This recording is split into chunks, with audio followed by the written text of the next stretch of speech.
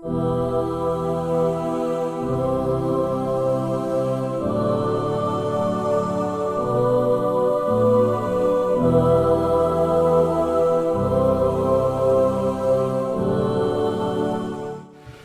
khusus kalau sudah bicara masalah dakwah, kita mesti kembali kepada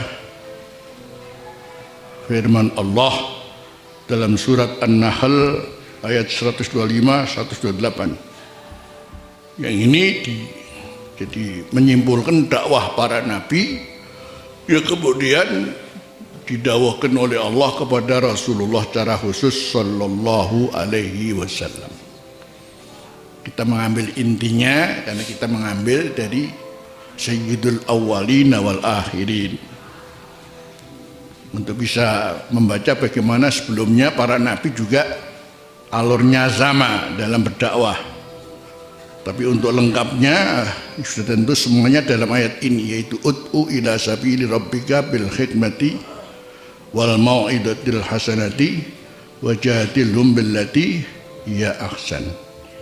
Itu saja sudah cukup antara dakwah dan audien dakwah.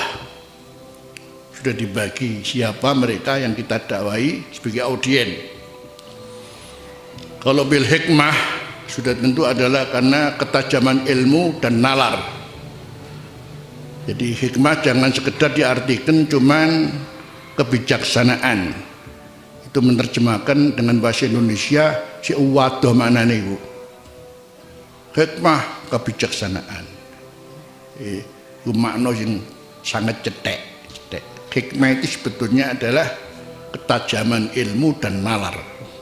Jadi ibarat tukang jahit gitu sudah ahli dan tidak pernah meleset, tidak pernah kelonggaran, tidak pernah keciutan ya. Kalau toh pun pamannya nggak pakai meteran pas, saking ahlinya. Iki piro iki?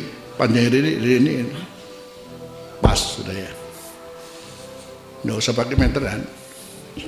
Tukang potong yang ngono.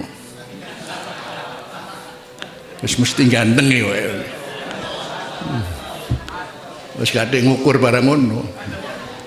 Jadi sudah tentu yang dihadapi adalah audien yang betul-betul tidak mudah karena mereka adalah orang-orang yang juga termasuk tinggi pengetahuannya. Nah, ini bagaimana cara menyikapinya, menghadapinya kalau bukan dengan ketajaman ilmu dan nalar.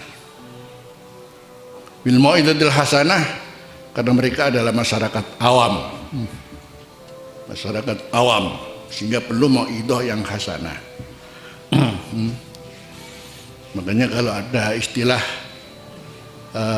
acara yang kita tunggu adalah mau'izah hasanah ya.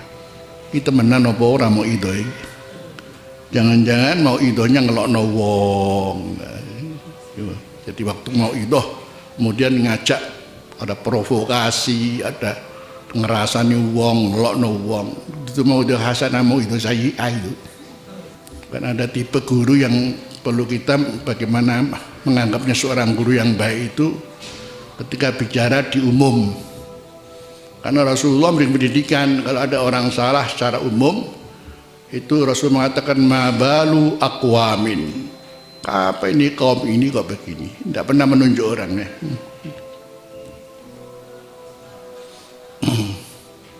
Mabalu aqwamin. Di antara kalau Anda ingin milih orang baik, di antara orang yang kita harus dapat belajar daripadanya adalah di ruang publik tidak membuat dia membuat kacau ya. Jadi kalau umpamanya ada perbedaan pendapat itu akan diselesaikan dengan cara privasi ya. Jadi bukan lok-lok ruang publik tidak ya. Artinya yang terjebak dengan ini adalah orang-orang awam. Kemudian kalau sudah orang awam namanya pengikut, itu pengikut bukan seluruhnya baik. Pengikut yang ada yang betul-betul pengikut yang setia, fanatik, kemudian menyalahkan yang lain. Wah, ini jadi kacau balau itu. Biasanya justru lebih banyak muncul dari pengikut yang fanatik buta ya. Yang kemudian yang kita lihat adalah perpecahan yang terjadi. Wala tanaza'u fatafsalu wa tadhhaba hukum. Jangan tanazuk, nanti gagal kamu dan hilang kekuatanmu. Mau itu hasanah ini penting, jadi ciri seorang dai. Jadi kalau mau itunya hasanah, jangan mau itu justru memberikan kesan yang membuat orang tidak lebih damai, lebih selamat, tapi terbawa emosi, terbawa ini, akhirnya kemudian jadi kacau balau. Audiennya adalah audien orang awam. Wajadul lati hiya ahsan. Di sana kita mesti melihat ada orang-orang yang suka memang namanya menyanggah, menantang. Di sini juga kita harus bisa mendebat mereka itu pun dengan billati hiya ahsan. Jadi jidalnya pun juga billati hiya ahsan. Ini berarti audien yang didakwai sudah diterangkan secara lengkap di Al-Quran. Dan kita, Allah katakan inna rabbaka huwa a'lamu biman dhalla an sabilih. Allah jauh lebih tahu dengan siapa yang tersesat dari jalannya, dengan cara berpikirnya, cara tidak senangnya. Allah tahu semua itu. Wa huwa a'lam bil muhtadin. Cara-cara yang dapat tunjuk juga ditunjukkan oleh Allah bagaimana menghadapi mereka.